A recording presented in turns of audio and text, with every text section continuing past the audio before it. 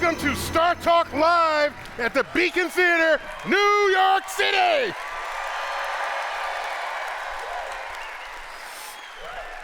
Tonight, we're going to discuss something that will change the world. The world is already changing right now. It will change it even more in ways yet to be plumbed, even by some of the most brilliant minds in the world. We're going to talk about quantum computing and all the ways that it will impact how we live, how we work, and how we play. All the ways that that will collide with our culture. And while I have some expertise in that, nothing that could justify an entire evening here, we combed the universe to see who has the expertise in quantum computing, quantum physics, and all that go with it. And we didn't have to look very far. Up the street at City College of New York, Professor Michio Kaku.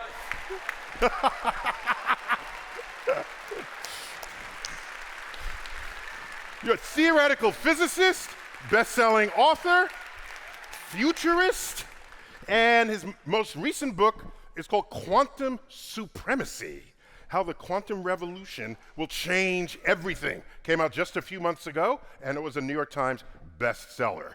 And there's another empty seat here. We have a special guest. An award-winning actress and comedian, the star, as far as I can tell, she was the only one in the movie called Girls Trip. Give a warm New York welcome for Tiffany Haddish. Tiffany, oh my gosh.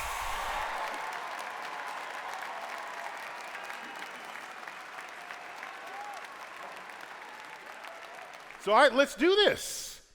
We're going to talk about waves of technology as is impacted civilization. Now, Michio, when I think of waves of technology or advances, we all think of the Industrial Revolution.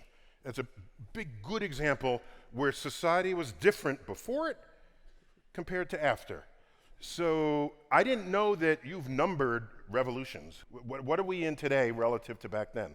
Yeah, we're entering the fourth great industrial revolution. You know, throughout human history, we lived in poverty and disease. The average life expectancy was 30 years of age for most of human existence. Life was a bitch. But then something happened. How did he say bitch? Was he good? I like the way he said it. It kind of turned me on. I was like, ooh, who you talking to? And that's a scientific term, right? Yeah, scientific term. But 300 years ago, something happened. We physicists worked out steam power, thermodynamics, which gave us the automobile, which gave us the train, gave us sewing factories, the Industrial Revolution.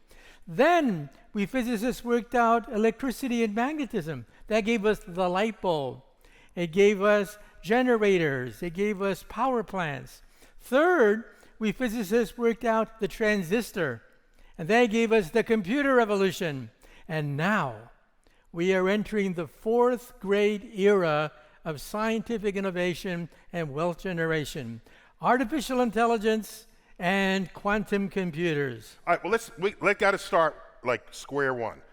Remind us all about quantum physics. What is it? Many different communities have co-opted quantum speak. I don't know why, because I'm pretty sure they haven't ever had a class in quantum physics. You're talking about the entire James Bond franchise, right? I know the whole branches of society have done this. So just catch us up on quantum physics right here. Well, the common sense world around us that we live and play with is Newtonian mechanics. Large objects that bump against other large objects, planets, meteors, comets, rocks, cannonballs, all governed by Newtonian mechanics. But at the tiny microscopic scale, a new kind of physics emerges: quantum physics. The physics that makes rocks and plastics and materials and flesh and blood all different. The thing that makes the world go round is quantum physics. And now we want to use that for computers. Now, a transistor basically has two states. The transistor can be on or it can be off. Two states for a transistor. However, once you go to a quantum transistor, then it can not only be up or down, but anything in between. And how many more states are there in between up and down? Infinite.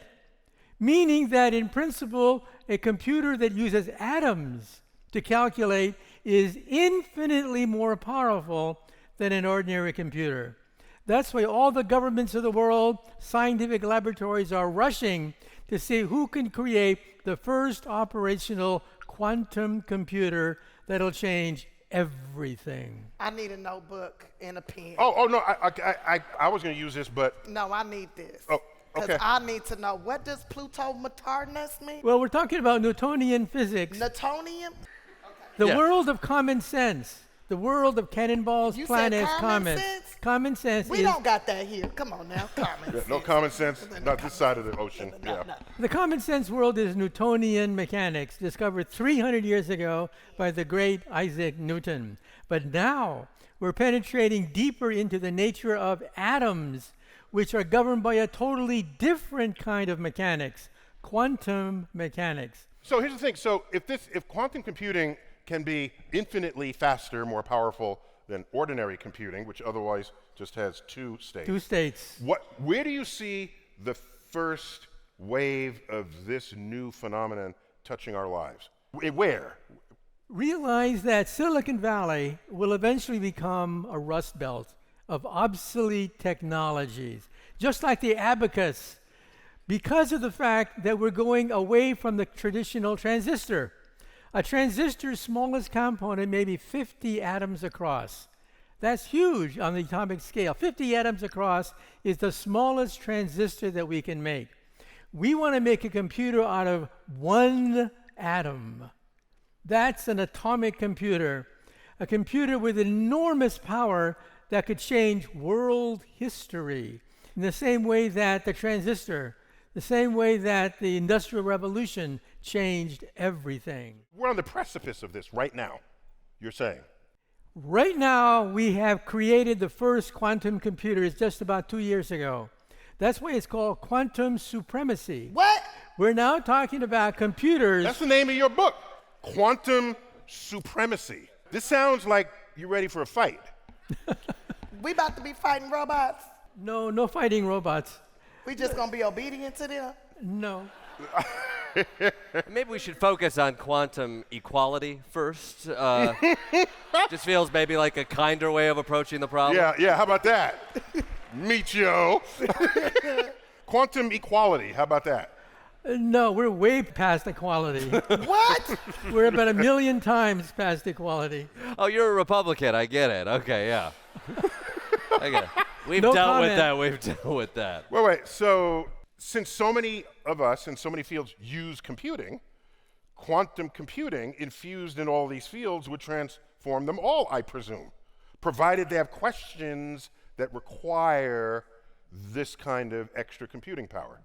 That's right. We're talking about computer power millions of times greater than what you can get from an ordinary transistor, which is either off or on, off or on.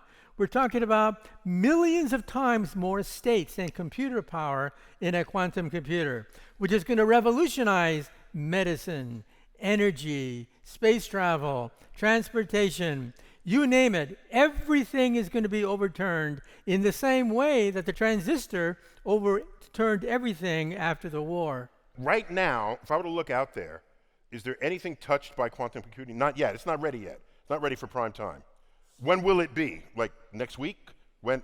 This sounds like. Are you still taking investors? That's what we want to know. Like, yeah. Like, let's get in. Yeah. I missed out on the Bitcoin. We've made the first quantum computers just a few years ago that on specific tasks are millions of times more powerful than a regular computer. Now the nations of the world, China, the United States, Germany, the European Union, all these countries are racing to see who can top that, to make a quantum computer that is general for all kinds of problems, not just one specific problem. Give me an example of a task greatly improved by quantum computing. Because I don't know anyone here who's saying, you know, my computer is too slow. Unless you have a slow internet, no one's really complaining. I remember in the old days, computers were slow. That's not a complaint today. So it's not a complaint, and you want to make my computer infinitely faster. So I don't know what I would do with that infinite extra speed. What you can do with it is solve the secret of life. Solve the secret of energy. Lazy. You're lazy, Neil. You ever heard about using it to solve the secret of life? What is the secret of life? He doesn't know. He's going to solve it. That's what I'm saying. Is it a secret or is it a problem? You interesting. solve problems. Oh. You reveal secrets. Oh. These quantum computers are so powerful that for chemistry, you don't need chemists anymore. We're talking about quantum chemistry done by a computer. Biology, you don't need doctors anymore to create new drugs. The computer will find new drugs.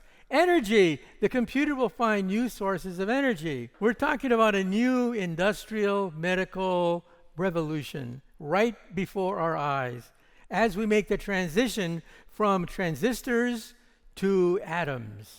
All right, so we call this a bit. You said transistor, but a more primitive understanding of that is a bit. It's either 1 or 0. That's right. Right? We live in a binary computing universe. And now you have a quantum bit, which you guys have abbreviated to qubit. That's right. That's cute. I like that. Quantum means how many, right? Explain quantum, just the word. When you look at energy, we think of energy as being continuous, smooth, and uninterrupted.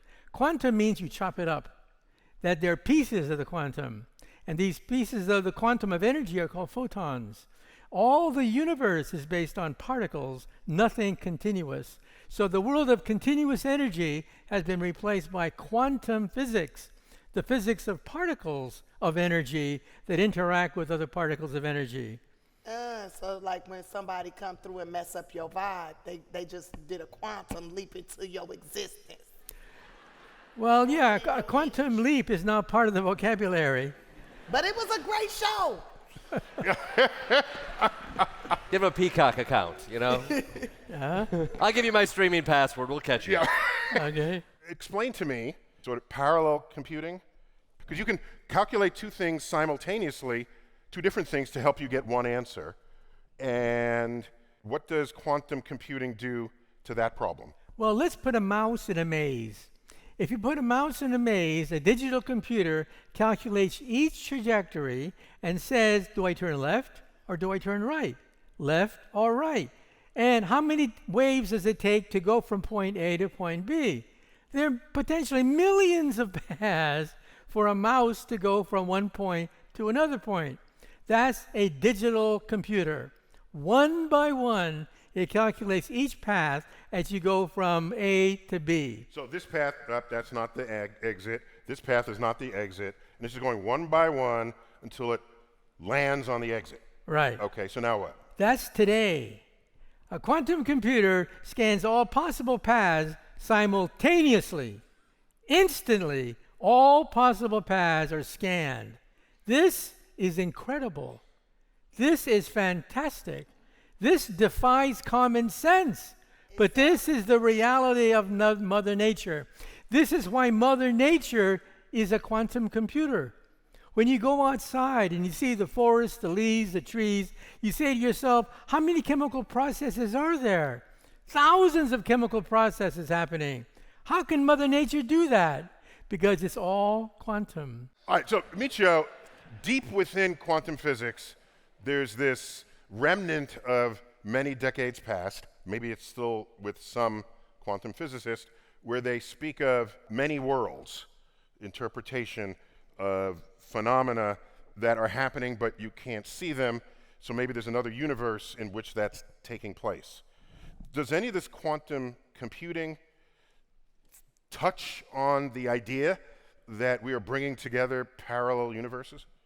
Yeah, in fact, the whole power of quantum computers is because it computes in the multiverse. Hollywood and Marvel Comics discovered this only recently. If you look at Marvel Comics... It feels like forever ago to me. It does. Spider-Man exists in the multiverse. All the Spider-Man movies are now in the multiverse, where Spider-Man exists in multiple states of reality. Look at the Oscars. The Oscars, the big winner last year was Everything, Everywhere, All at Once. That's how an electron views reality. Everything happening all at once is how an electron sees things. So when I look at myself in a mirror and I see myself, I say to myself, that's not really me. You say that to yourself. I say that to myself. I say, that's say an it every average. day. Wait. Every day That's I an say average. That. That's not me. There's a word for that. Besides mental illness. There's a word for that. Okay. But this is the quantum He's doing world. science, Neil. He's doing science. He's doing science. We exist in multiple states. So when I see myself in a mirror, I say to myself, I'm looking at an average. An average because the real me is hovering over all different possible states. Some of these states are on Mars, on Jupiter. Most of the states are right there in my living room. But this is how I think. And that's how quantum physicists think. We calculate the probabilities of living in a multiverse of universes. Chapter 7 is on mushrooms. I'm just. I feel like you're describing me when I'm on my cycle, because like my body is here, but my mind be in another dimension demolishing things, and then my spirit be trying to make it okay to be here. It's crazy. I have a lot going on. Well, remember when your mother used to say to you, you cannot be two places at the same time? That's not true. She was wrong. She was. You can be many places at the same time. I have been lots That's of places. called quantum mechanics. That's what I'm finna start saying. Look, I'm in my quantum mechanics right now, please. Okay, give her space while I'm she. quantum mechanicking. I mean, so you're telling me you get up in the morning before you brush your teeth, you look in the mirror, you say, I'm not here, I'm average, and my mom was wrong, and you don't think this is a cry for help? That's right. Okay. I look at myself as an average in the mirror because I exist in many, many parallel states. Some of these parallel states went out the door, went to school. There I am, watching myself. And I say to myself, this is reality because we exist in multiple universes. That is the power of quantum computers. Chapter 8, Quantum LSD. computers compute in multiple universes. Wait. So I hear you. How does that relate to quantum computing? That is the power of quantum computing because just like a mouse in a maze uses the Newtonian path, one path at a time, each joint with a certain probability of going left or right. So the concept and the title of that award-winning movie, Everywhere, Everything, All Everybody, All at once. At All at once. once, right. This was a wet dream for you watching this movie. That is how an electron views reality. Okay, we view reality as an average. We average over many electron states, and we call that... I got this now. You were going in other dimensions, resonating with Tiffany here Yes. about being an average you, but part of you was on Mars. The electron, whether or not it's on Mars, and whether or not it's on a parallel universe, it does exist in multiple states. Whatever those states are. I'm not going to stick it on Mars for the sake of putting it on Mars. It's got it in multiple states, and it realizes all of those states at once to find the answer. Am I correct? That's right. And how do you know finally when you land on Mars or wherever, how do you know you're on Mars? Because you make a measurement. When you make a measurement, that's when all the waves of electrons collapses to where you are. Now, John von Neumann, a great mathematician, one of the greatest of the last century, was asked, how can you get your head around that? How can we exist in multiple states until you make a measurement? And then one of the great mathematicians of our time said, you just get used to it. This is called modern physics. Okay. Or marriage. Okay. One practical application of this is the atomic bomb. The atomic bomb was one of the first major applications of this theory, and it works. It changed world history. We're not talking science fiction. We're talking fundamental physics of the universe. So Matt, I hear you have something coming up in the desert. Yeah, 29 Palms, California, just outside Joshua Tree. We're doing an event called The 29 and Beyond. It's going to have stand-up comedy, podcasting, science, and stargazing. We've got headliners. That sounds like a must. Oh yeah, absolutely. We got Bobcat Goldthwait, comedy legend. Nice. Reese Darby from Our Flag Means Death and Fly the Conchords. We got Natasha Leggero, Moshe Kasher. Then we got Love her. scientists. We got NASA people. We got stargazing from Skywatcher. Wait, so my invitation's in my inbox? Is that what you're saying? Fingers crossed. It sounds like it's the beginning of a great tradition. I hope so. Yeah. So if any of your listeners and viewers want to come to 29 and beyond, that's where all the info is. And June 7th and 8th. Dude, give it to me. Let's throw in some new vocabulary here. These computers can't just work in your hip pocket. The atomic state has to be sort of reduced to the least possible external energy influences on what it does. Right. And the only way to do that is to drop the temperature so it's not vibrating it's like get it so that the only thing happening is what the atom wants to do unto itself. And so you got to get this thing to nearly absolute zero. That's right. In the old day, I'm old enough to remember, computers used to be the size of rooms, and there was a whole other room just to cool the room that the computer was in. Not to absolute zero, but to keep it so that it doesn't burn out its own circuits.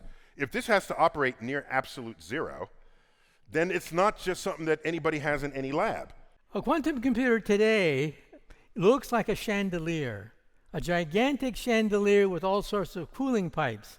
But you see, that's not the quantum computer. The TV cameraman got it wrong. The quantum computer is that little box at the bottom of the chandelier. Everything else are cooling pipes. Cooling pipes to bring it down near absolute zero, where there's no disturbance from vibrating electrons. Got it. Vibration from the external temperature in which it might have been immersed. That's right. Okay, so now we've got this. You've described it to me. I can picture it. So now what is happening on this chip? You're saying it's solving everything all at once. I have a computer program. How about like the three-body problem? That's a famously intractable problem. I want to solve that. And it takes thousands of hours or whatever, and maybe the answer still isn't right. Can I just use that same program and just hand it to the quantum computer, and then out comes the answer fast? I know, you're going to have to learn a whole new language of computer language. That's what I was wondering. Okay, that's A what I whole was new wondering. language, because of the fact that we're no longer dealing with certainties. We're now dealing with uncertainties. Uncertainty. This is called the Heisenberg uncertainty principle. Well, I want my answer to be certain. Sorry about that.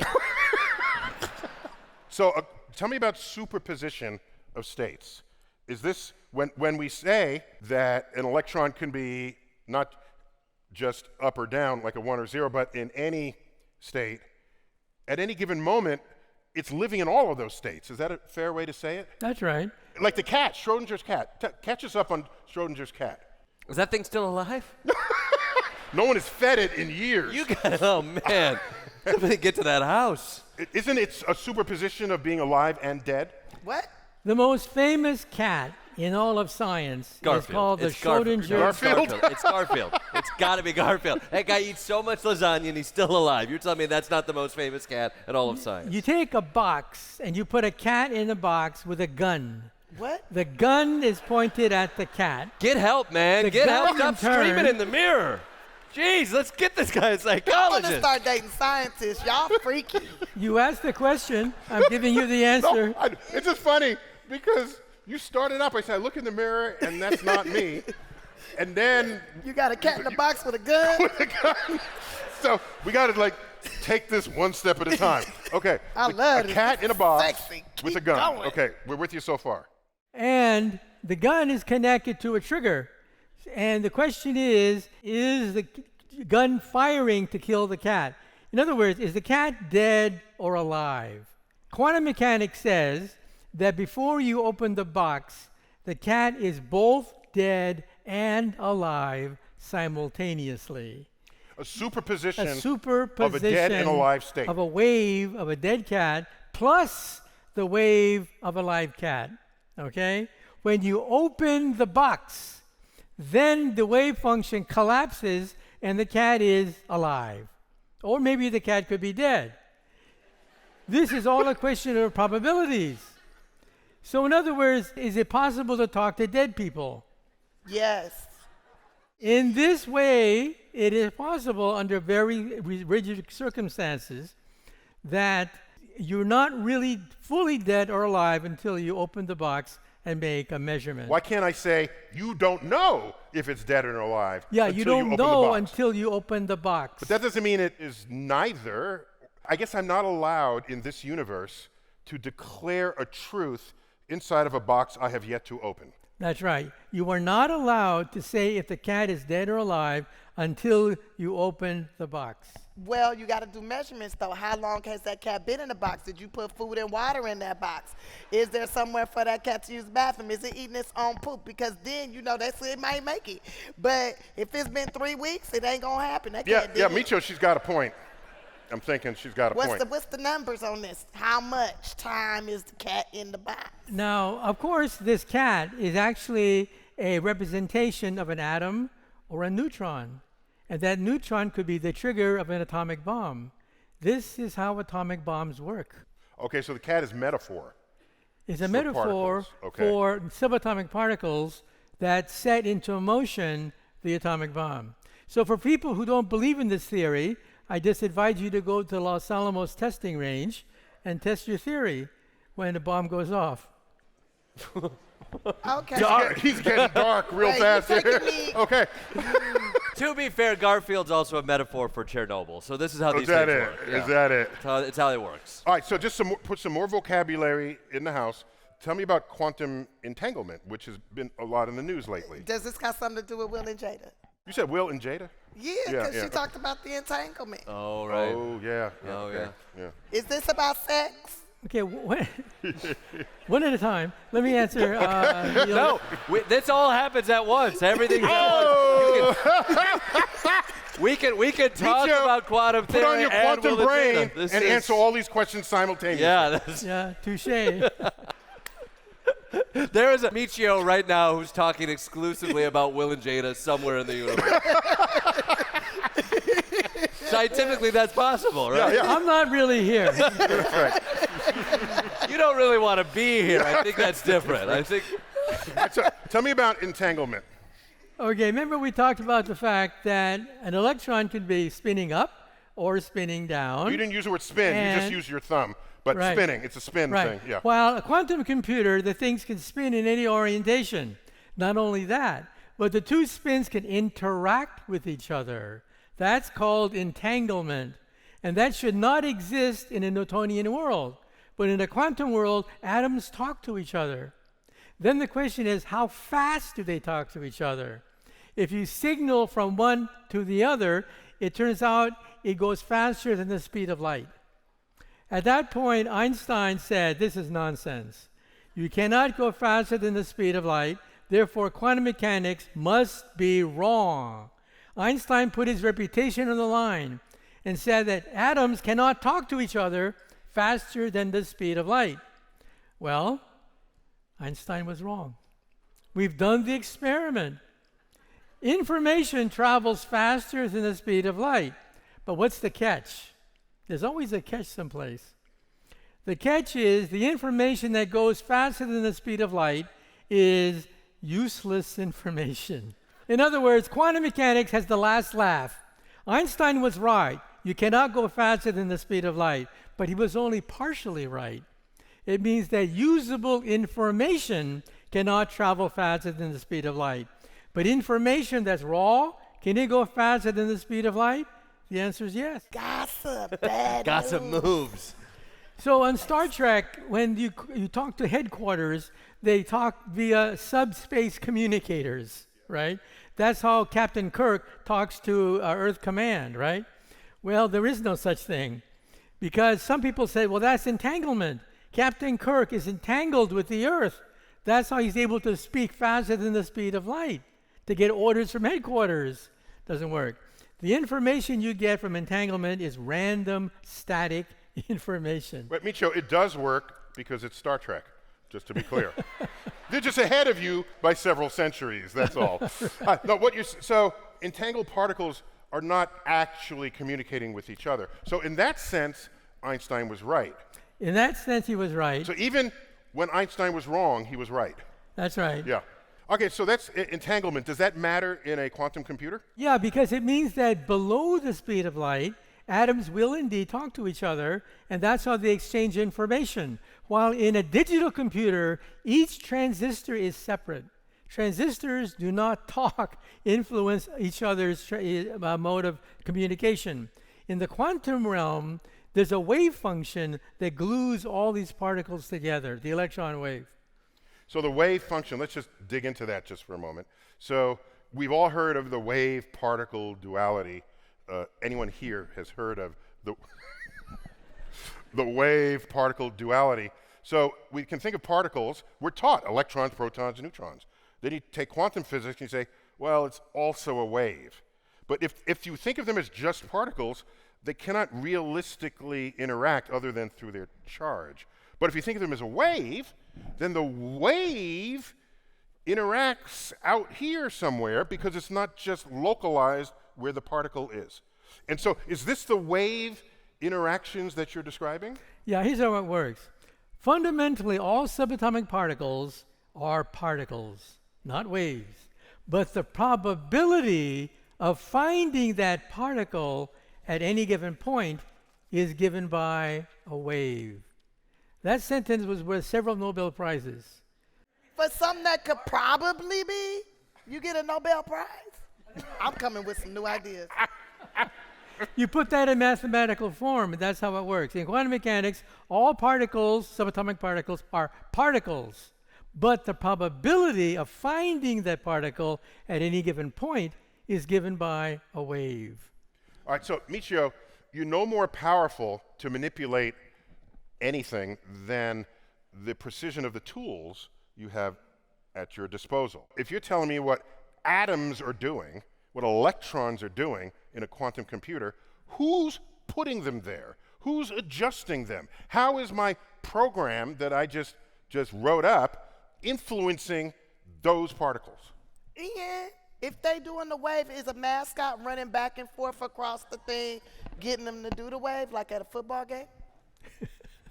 This is not a football game. But they're atoms. Looks like a football wave when they wave across the stands, right? Mm-hmm. Well, that's an example of particles, that is people, giving you a collective motion called the wave at a football stadium. So is that wave really a wave, or is it a particle? It is a particle that bunches together to form a wave. So who making that happen? We are the particles making the wave. Yeah, and the mascot is making the particles make the wave. Oh, okay. So the mascot is the program setting the computer into motion. And a guy got a Nobel Prize for this. But wait, just to be clear, this wave, when we think of waves, we think of ocean waves and sound waves. But the wave in a stadium, nothing is moving. Well, in the stadium, people jump up and down, up and down. But nothing's going in the direction of the wave.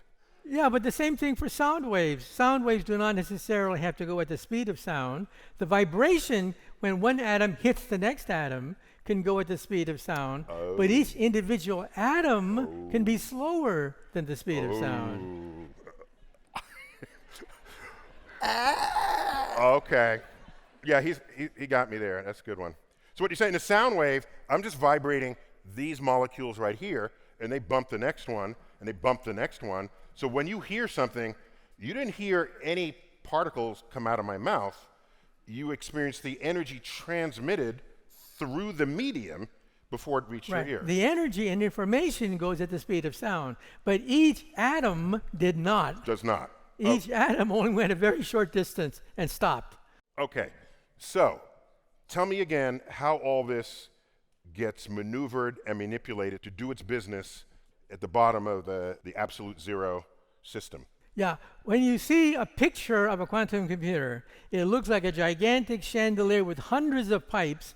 At the very bottom, there's a box. The box is where you have electrons dancing in either spin up, spin down, or spin sideways. How do I control those electrons? I don't have tweezers to make it do what it's got to do. How does that happen? You have to program it initially so that the electrons are in a certain formation because they're all coherent. They vibrate in unison. Okay. They talk to each other. So there they go. So now take so me you to the next step. You prepare them to vibrate in a certain way, and then you make a disturbance. You make a disturbance, and then the disturbance is a calculation. And you don't calculate on this wave. And that's how you can calculate numbers that are beyond what a digital computer can do. So has this language, this computer language, been established for this purpose? Well, the big companies, Google and IBM, they, on the web, you can actually play with a quantum computer. It's very primitive, only does a handful of qubits, but you can actually program a quantum computer on the internet tonight. They already are on the internet. Now, eventually we want to have qubits in the thousands and millions, but right now you can play with a quantum computer tonight, with quantum computer with maybe 10, 15 qubits. So isn't that already quantum supremacy? We already got it going? Well, we want an all-purpose device that'll work for any problem, and any problem that'll then outrace a regular computer. Okay. We're not there yet. Is there a day when I'm going to buy a quantum computing iPhone and put it on my hip? Yes, because your iPhone will then communicate with the web. On the web, there'll be a few acres worth of quantum computers that are just dedicated to doing quantum calculations. Now, why would people do this? The nations of the world are in a race. There is a race between China, the United States, Google, IBM, Russia, to see who can get the first quantum computer that could crack any known secret code. How do you crack a code? Put a girl on it that's nosy. Normally, you crack a code by factoring numbers, like 15 is 3 times 5. Okay, it takes a computer to calculate that if the number is 100 digits long. Given a number that's 100 digits long, factorize it as a product of 2 integers. That takes several thousand years. Of a computer that we have today. Right. Okay. A quantum computer will do it like that. So all of our encryption today will go obsolete overnight. That's right. All your codes, all the codes that you faithfully put down in a notebook, knowing that it's safeguarding all your secrets, all your family jewels are there, right? Well, Tiffany just covered up what she wrote. The quantum computer's not looking under her hand. It can't see paper. Paper. No, can't do that yet. Maybe next year. Wait a minute, so you telling me that my blockchain is going to be getting interrupted? It could be like all up in my Bitcoins? That sounds painful, your blockchain up in your Bitcoins. I know, right? I was using all the power of the bees. The first country that attains a workable quantum computer can break into all the intelligence agencies of the world. Okay, so let's bypass that for a moment. What? No, what I mean is, wait. They don't have to start going back to paper. I got this. We got jobs, y'all. We got jobs. Wait. No. If we know that in advance, then we find something else that a quantum computer can't do in the same way regular computers can't factor the primes or whatever that is. So and that put that in place. Okay, we're done there. What is next? And by the way, that's not so weird because we've already been through other security protocols in our lives that today you would laugh at. Yeah, but this one hasn't been broken yet. Nobody knows the answer. If you could figure this out, the CIA is going to give you a phone call tomorrow. Let me shut up because unless they trying to date me, I'm not giving them no information. You just let out the secret of how to get the information. Well, so let's assume we get past the encryption code issue. Okay. What are the next tasks to apply this awesome power of computing to? What is sitting right there, low-hanging fruit? Cyber medicine. We're talking about curing cancer, curing Alzheimer's disease. Right now we can't, and tomorrow we will, because These diseases we conquer trial and error by making petri dishes, thousands of petri dishes, putting them, the chemical and the germ inside them, and simply crossing your fingers that one of these petri dishes will signal a cure for that disease. That's how we do it. That's how they did it during the Middle Ages. We still do it this way, trial and error. Well, now with the quantum computer, we can simulate the molecule. We're talking about chemistry without chemists. So you will have full information of the atoms and molecules in the interaction of every petri dish, and you could do it for billions of petri dishes on the computer. and it'll pop out what the right remedy is for the That's disease the you're goal. trying to. Take a look at photosynthesis. The world economy depends on photosynthesis. That's why we eat. That's why there's food, photosynthesis. But we still haven't been able to model photosynthesis in a computer because it's a quantum mechanical phenomenon. Light that grabs carbon dioxide turns into sugar. That is a quantum mechanical operation that we cannot model using Newtonian mechanics. So quantum computers can solve the problem of food. Take a look at fertilizer. Nitrogen exists in the air. You take nitrogen out of the air, make fertilizer out of it. It takes a huge, gigantic factory to do this. Gigantic, billions of dollars to make fertilizer out of the air. Quantum computers, we think, will do it like that. We're talking about a second revolution in Wait. food. How is a quantum computer going to take nitrogen Thank you. out of the air Thank you. and then disperse it in order to get into all the earth to grow food? How's the computer going to do? What are you saying? The computer does not take nitrogen from the air. It simply models how nitrogen can be taken out of the air, catalyzed by a catalyst to make fertilizer. Why can't we do that right now? Because we don't know how to do it. We don't know how to do it. Because, like I said, it's trial and error. Almost all chemistry and biology is done by trial and error. Mostly error. How is penicillin discovered? We discovered new penicillins the same way, by accident. So we're now talking about not by accident, but systematically creating fertilizer, creating new drugs, new therapies. Because that's how Mother Nature does it. Mother Nature does not do it by petri dishes. Mother Nature does it quantum mechanically. In my field, we have fascinating computing challenges with the Big Bang and the early universe, and they're not so much atoms. When the universe expands and makes stars, there's a lot of things we have to track in the early universe. The energy, yes, the particles, but also when they make stars and how do they coalesce, and there's the gravity and the dark matter and the dark energy. So I'm just thinking I need a more powerful computer. I'm not creatively thinking what I could do if it was billions of times faster. Do you know in advance what challenges, cosmological or in physics, that could be? The number one challenge is to explain the Big Bang itself. What happened before the Big Bang? Now you're a pioneer of a string theory. What variant of string theory are you? Well, the whole field itself. Wow. He the pioneer of the strings. Excuse me. Okay. Lex. So string theory gives us access to conditions in space and time that ordinary physics does not enable, including the singularity that was the Big Bang. We don't really understand that. Why would quantum computing get us there? Well, we think that before creation, the universe consisted of something like boiling water. Lots of little bubbles forming, colliding with other bubbles, popping into existence and out of existence. Boiling water, that's the early universe. But sometimes one bubble keeps on going, doesn't stop, bumps into other bubbles, keeps on growing to become the universe. So in other words, the universe itself, we think, came out of a bubble. And that bubble, in turn, comes from string theory. String theory predicts that at the beginning of time, there was quantum foam. Quantum foam, as we call it, tiny little bubbles like boiling water.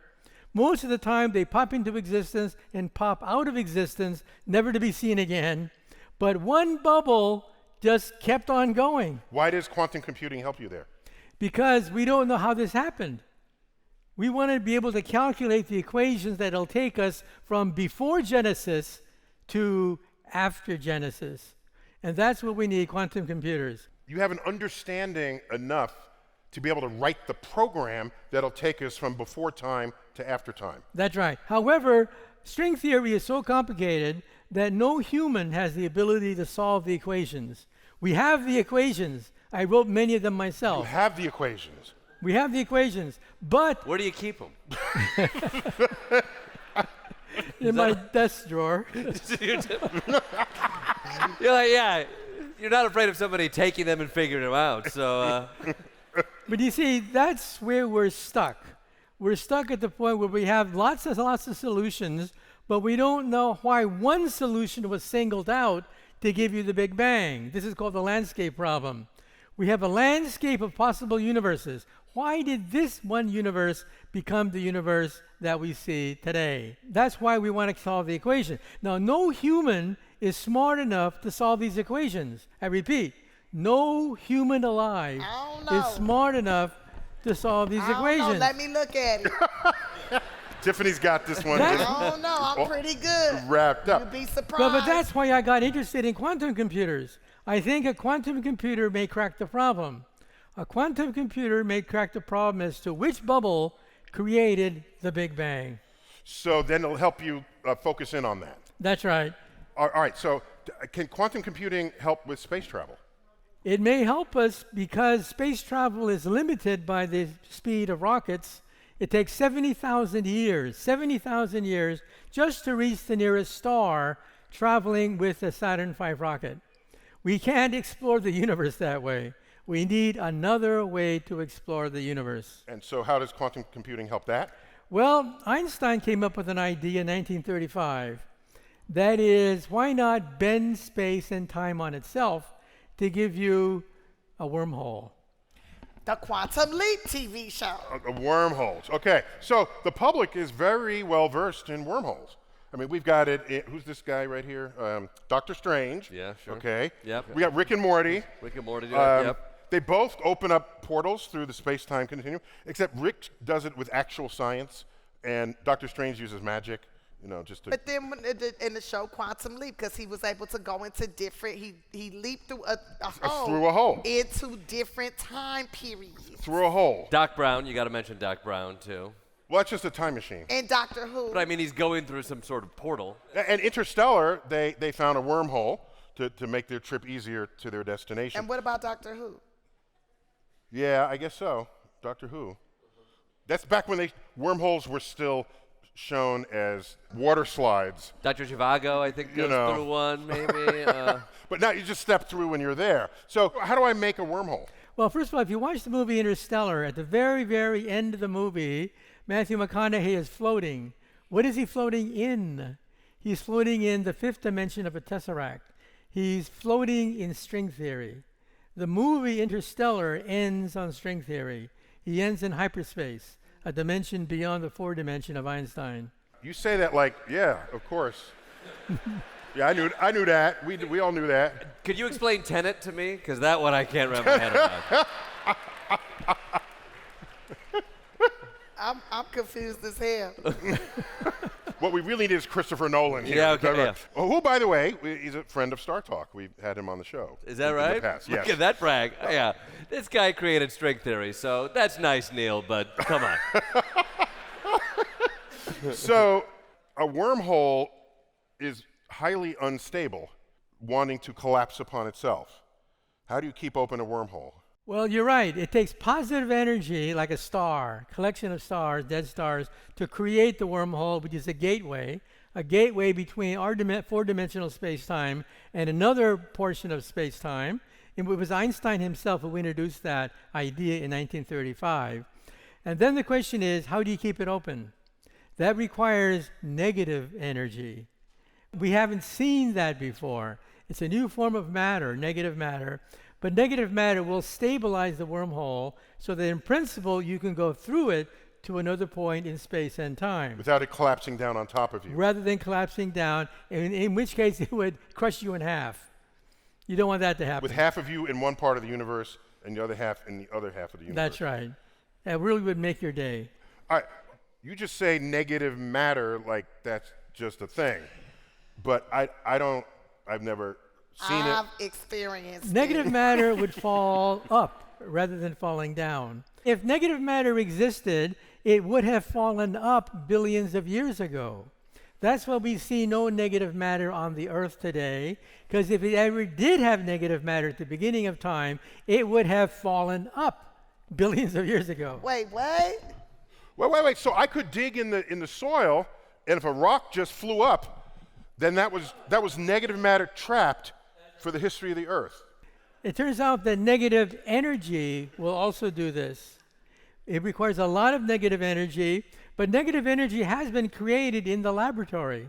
We've actually made minute quantities of negative energy, not matter, negative energy in the laboratory. If we can harvest large quantities of negative energy, then in principle, you may be able to build a time machine or a wormhole machine, in principle.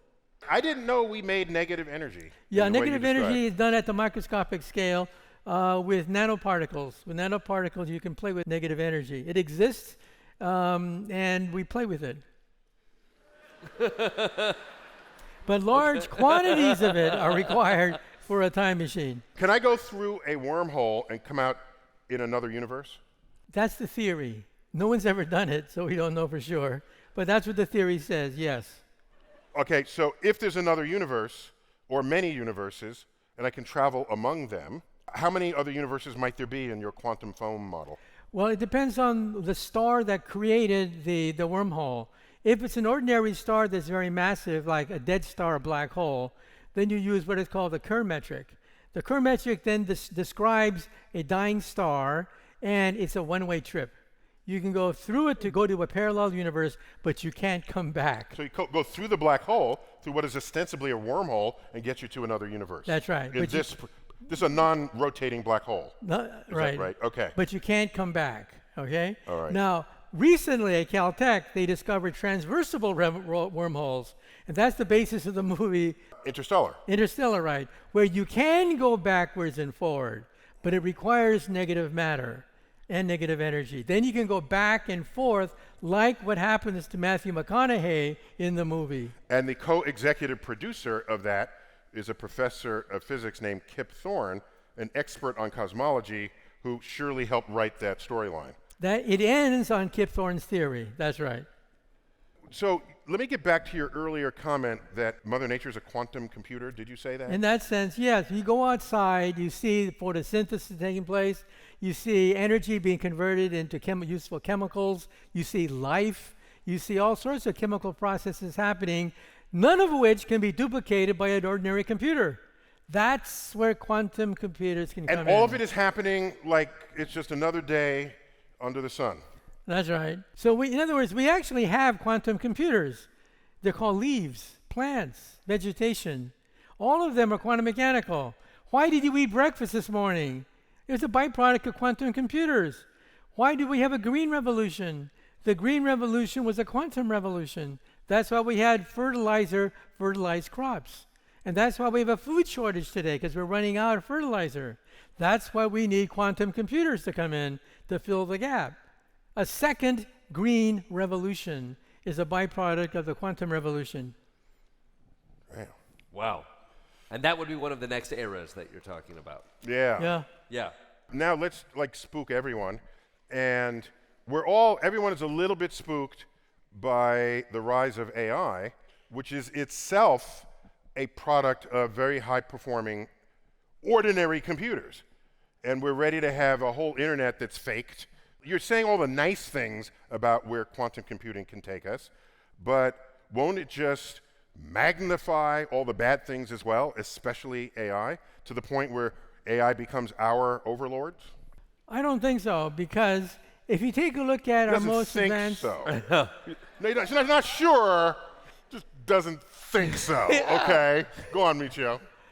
If you take our most advanced military robot and put it in the forest, along with a bug, what survives? The bug finds mates, food, shelter, runs around, and does very nicely in the forest.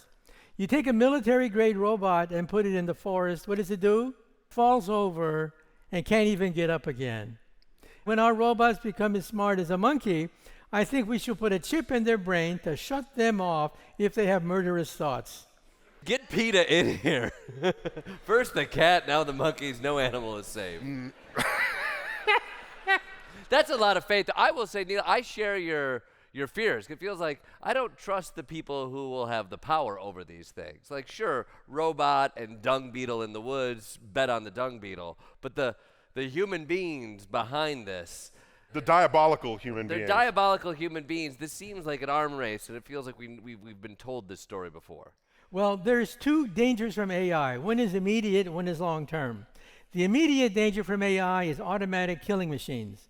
What happens when drones have the permission to kill any human silhouette? Yeah. At that point, indiscriminately, they will just kill people because they see the silhouette of a human. That's dangerous, and that is a danger that we face today.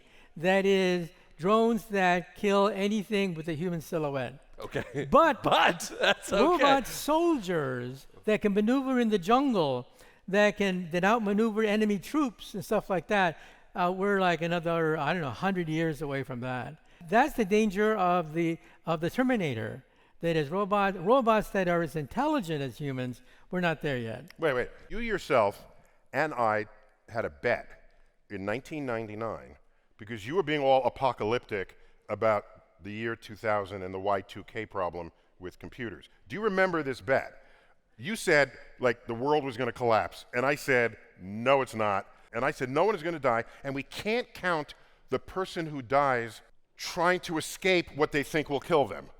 Okay? Like they're driving, escaping up the mountain, and they drive off the mountain. That doesn't count. So no one died. It was not a problem. But had it been a problem, getting back to your point, the failure of computer systems to control things that keep us alive would have killed billions.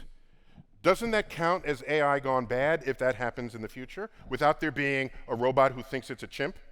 You mean like an accidental thing? That the computer has a malfunction? Or on purpose? It's like stop all heart monitors now. Well, No pacemaker will work. Now. well, robots have no purpose unless it's programmed into them. The world has no shortage of evil people who will program into the computer something diabolical, for sure. Well, yeah, but they could backfire. They have to be very careful that it doesn't have a blanket order to kill, including them, in which case it would be suicide. So we got to land this plane. We've been all over the map. You're a futurist. I know this because I've been on your show. You had a radio show where all your guests were on the frontier of what was to come. Is there a sense of what is beyond the quantum computing revolution? Because philosophically, how do you get something that can do more than your single atom can do? Would that be the limit of any future tech industrial revolution that humans will ever experience? Because we've tapped out the universe. There's one level beyond atomic, and that is nuclear. For example, MRI scans. They used to be called NMR, but people got freaked out by the N. Yes, one of the two N words you're not supposed to use in polite company. Yeah, nuclear. Right. Nuclear. And, yeah. Right. So we dropped the word nuclear and put magnetic, M, and then it became acceptable. People said, oh, just magnets, But MRI machines uses the spin of the nucleus, not just the spin of the electron, but the spin of the nucleus in order to penetrate deep inside the human body. And now NMR machines save lives, thousands of lives as a consequence. Arguably the most potent machine in the hospital for Right. diagnosing the condition of your body without first cutting you open. Right. So clearly that's the case. But you're saying beyond the electron, which if it's part of an atom, there's the whole atom there. You get into the nucleus, there's another quantum revolution awaiting us if we exploit the states of the nucleus itself? Right. That's what I'm saying. There could be a state beyond quantum computers which are atomic. That is, they are dealing with electrons. That at the center of the atom, there's a nucleus, which is, thousands of times more massive and would allow you to penetrate even deeper Into the person's soul and then make them stop being so hateful and killing other people for stupid stuff. By God, she's got it. And maybe we could cure that. Can it cure racism and segregation and the other supremacy I don't like talking about? So I did not know, of course I know of atomic nuclei, I hadn't thought that the nucleus is next. And the nucleus is deep inside the atom. That's right. Deep in there. So It holds it together. it holds it all together. So then there's nothing left in the universe to exploit to our own devices. The question that children ask is, what is the universe made of? And we still can't answer that question. We know most of it is dark energy and dark matter, but what are they? Wait, so that elementary school, that joke that's safe for elementary school, we can't even tell that anymore? It's never trust atoms, because they make up everything. That's like safe for third graders, but so they don't make up everything. So you just ruined this joke. That's what we're saying. Atoms are not everything. Oh. In fact, most of everything isn't atoms. That's the problem. Most of everything is not atoms. Yeah, most of everything is dark matter and dark energy, and we don't even know what that is. So you say everything is melanated? It has however it got melanin dark, in it. I don't know if it's melanin, but it's dark. Okay. Okay. Because it's probably melanin. I hadn't thought of it in that context. You welcome. Okay. So what you're saying is the whole universe is black. That's what you want to say here. No, I'm saying the whole universe has melanin. Everything has melanin in it if it got color, right? Unless it's see-through, correct? Well, even that's made out of atoms. We're talking about something below atoms. But do even atoms inside- got melanin? Melanin is made out of atoms. Melanin is made out Oh of yeah. atoms? Oh yeah. So dark matter. No, we don't know what dark matter We is. don't Damn know. it, you making me sick. No, we got this. All right. matter matters, guys. All matter Yeah. matters. All right. You figure it out. We're still looking for that new particle that's made of doesn't matter, right? What is it? So it Doesn't matter. So can you then predict the end of discovery when we have complete command and control over the nuclei of atoms? And if that's the case, it kind of smells like this Kardashev scale that I've heard you. Wait, well, who's the Kardashians got a scale now, too?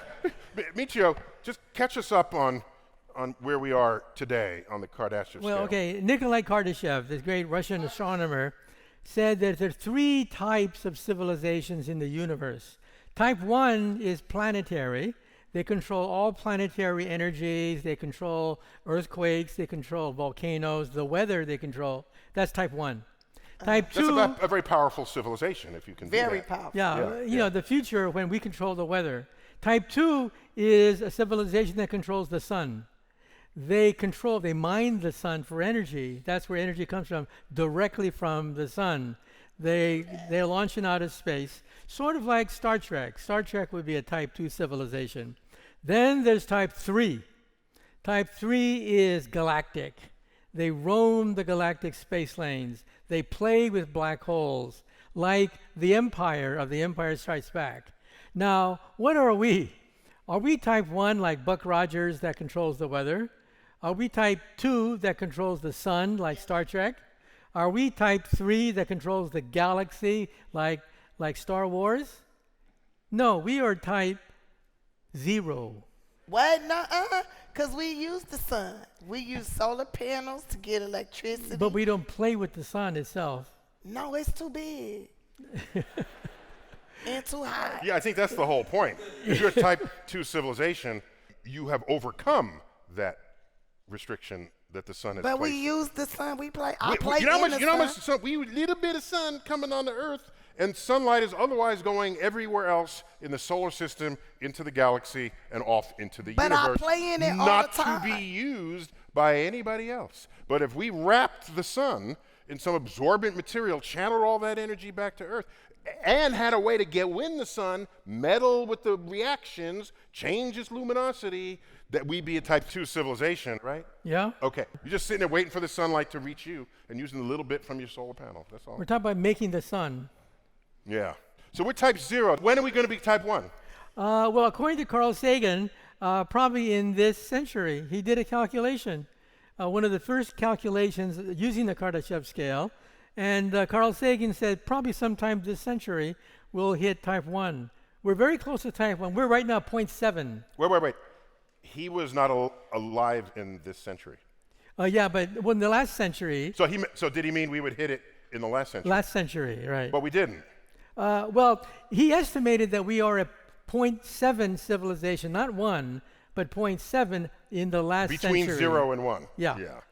Okay. We're controlling the weather and making earthquakes and all that stuff. That's right, controlling anything Earth-like would be type 1, like Buck Rogers. But we still run away from hurricanes and we're terrified of volcanoes. That's it, we're type 0. Yeah, we're type 0. I don't know about that 0.7, what's going on Also, there? if you get on the internet, a lot of people think we are controlling the weather. Oh, yeah. So there's a good part of this population that thinks we're at 1.4 right now. If you go on the internet, you can find anything. Exactly, yes. So this is not a measure of objective truths of the world. Well, I mean, it depends on who you ask. Anyway, then the next question is, if there are other civilizations in outer space that could reach us, then what are they? Are they type 1, 2, or 3? Most scientists would say they're type 1, but that's a mistake, because type 1 civilizations can barely go to the moon. We're talking about perhaps if there are civilizations that can reach us from outer space, they're probably type 3. If that's the case, they're coming from a galaxy we can't see because they're controlling all the energy from that galaxy. Right, they're probably galactic. They could roam across the galaxies through wormholes, let's say. Because they can't be type 1 because they can just hop between neighboring planets. Not type 2 like Star Trek, but type 3, which is galactic. That's the energy scale necessary for them to roam across the galaxy. Allow me to offer a cosmic perspective on all this. When I think of discovery of any kind, it's someone who's curious, who's standing on a frontier, looking out into the unknown and asking questions. And not everyone does that. That takes some deep curiosity that every child has, that somehow is beaten out of us or not nurtured. By the time we're adults, precious few adults are that curious. But those who are will peer out into the unknown and ask, what's there? How do I learn more? And there are people who say, why are you doing that? We have hungry people here on earth now, in the here and now. In that moment, that seems like the right calculation until you realize how often those discoveries influence the state of the world years, decades in the future. Quantum physics, what decade is famous for the discoveries of quantum physics? 1925. So a century ago, laid the groundwork for what would become the IT revolution in this world. There is no creation, storage, or retrieval of digital information without the exploitation of some quantum phenomenon. And we're on the precipice of yet another quantum leap in our advances in this field. It's coming back. So, if you were around back then, what would you tell the people probing atoms? You say, why are you doing that? We have hungry people in the street. There's the depression. And you're a carpenter. I just care that my wood atoms cut. All right? Would you stop them because they're not doing anything that you don't think is relevant at that time? So those who do research on the frontier, they're the ones that carry civilization forward. And the degree to which that happens is a function of what is the enlightenment of an electorate, of a leadership, of a nation, of the world. And so when I look back at all these revolutions of the past, yes, the Industrial Revolution, it's a few pages in your history book, and we take so much of that for granted. Imagine being alive then and watching it unfold in front of your very eyes. So Michio, with his book, Quantum Supremacy, he's alerting us so you don't miss it. Of course, it's going to happen to you, whether or not you happen to it. It is a pathway into the future that will transform us, I think, in our lifetimes. Is that correct, Michio? Mm-hmm. We don't have to wait a century. Yeah, it's happening now. In our lifetimes. I lose sleep at night wondering, with all of these discoveries, ultimately, are we actually smart enough? Are we actually smart enough to answer the questions we've posed? Or deeper still, are we smart enough as a species to even know what questions to ask? And that is a cosmic perspective. Thank you all, Beacon Theater. Thank you to my panel, Jordan Klepper, Michio Kaku, Tiffany Haddish in the house.